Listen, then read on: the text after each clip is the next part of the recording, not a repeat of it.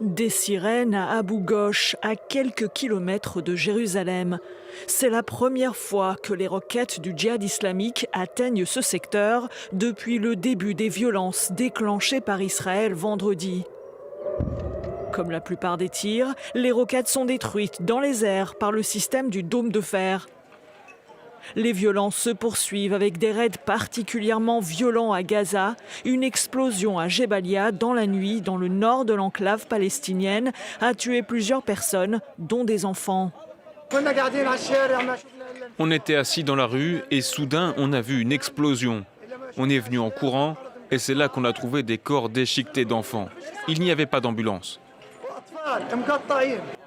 Israël, qui multiplie les frappes aériennes depuis vendredi, nie en revanche toute implication dans cette attaque, vidéo à l'appui.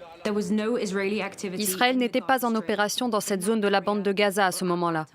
Les terroristes du djihad islamique ont tiré cette roquette vers Israël, mais elle est tombée trop rapidement à l'intérieur de la bande de Gaza, frappant une maison palestinienne.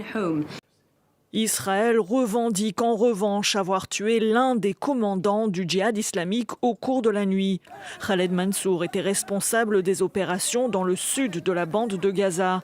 La veille, l'armée avait tué un autre haut responsable du groupe.